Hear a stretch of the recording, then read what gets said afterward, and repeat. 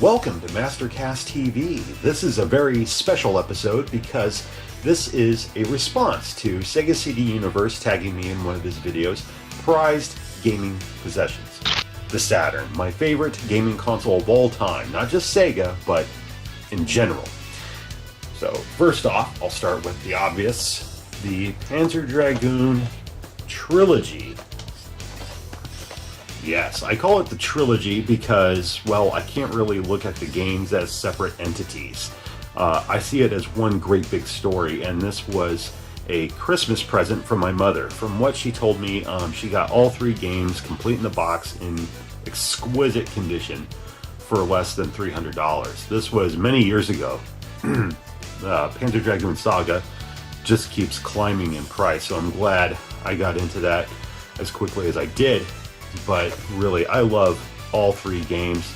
The first game alone is reason enough to own a Sega Saturn, as far as I'm concerned. So, yeah, I'm very glad to have these.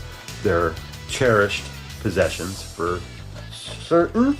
And here, yeah, the Kenji Ino double feature, as I like to call it.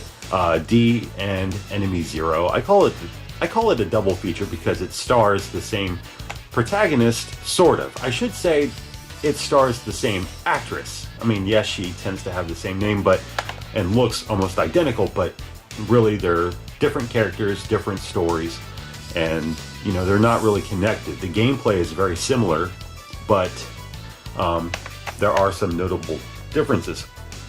But I like D a lot more than Enemy Zero, but I'm kind of glad to have both games. And this again was a present from my mother many years ago. So glad to have that. Pardon me, gotta lay off the soda.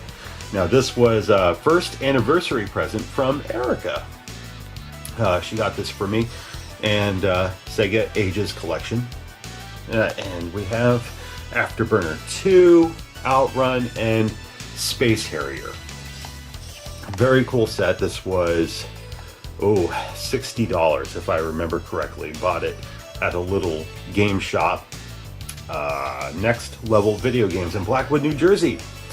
This was very cool. I play this a bit, and it may be the best release of all three games.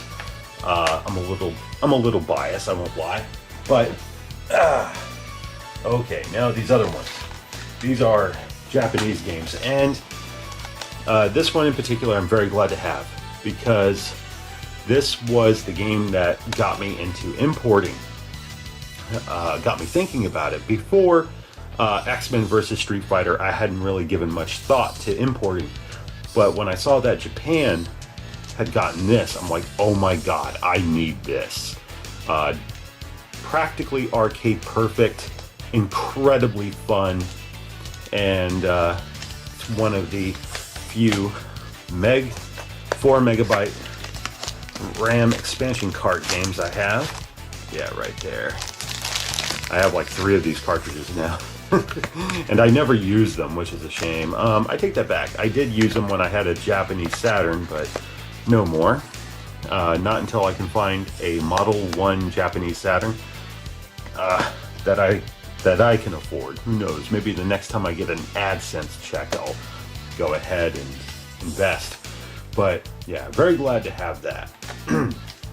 Now, Burning Rangers for the Japanese Saturn. I know a lot of people tend not to care about this particular version because the voice navigation system is in Japanese, so many Americans kind of stray from this release, regardless of how cheap it is.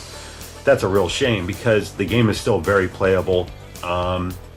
If you have a basic knowledge of how platforming games work, you can really reason your way through it, and thanks to inflection in the voices, the emotion, you get a sense of the urgency, and you can almost interpret that and find your way through. It works out. It's reasonably import friendly, I feel, but you know, yeah, you're gonna have to work a little bit, but not a huge deal. But I actually really like this release. I love the artwork and how it works with the overall package, and I just find it more eye-catching than the North American release.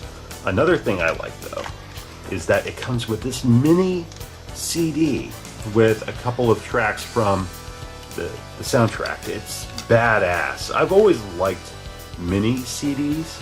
I think they're, I just think they're awesome. So I may be alone there, but it's a shame because you can't feed that into your PS3 or your PS4 or something like that. But I really dig them.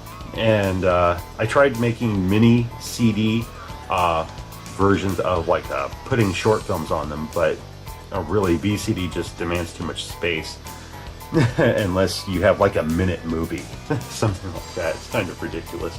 But really, these are my prized possessions, at least a handful of them. Really, most of the stuff I keep because it's loved. I do play it. The games that I have don't just sit on my shelves. I keep them because I want to play them. But, I mean, that's not entirely true. I still have the Crow City of Angels, which, if you know me, you know I hate the game, like, a lot. I wrote a whole fucking review. I made it into a video. I fucking hate that game. But, you know, this video isn't about most hated possessions. It's about most cherished possessions, prized possessions, and these are a handful of them. So, thank you very much, Mike from Sega CD Universe, for tagging me in this. You are a prized possession, sir, just as John Carter is. John Carter of Carter's Retro Reviews. You know I love you, you Aussie bastard. You're just so sexy, and your intros for your videos are the best part. I don't even want to look at the games. I just want to see that sexy, chubby little face of yours. I can just pinch at you. I'm kidding. I really don't like the man at all.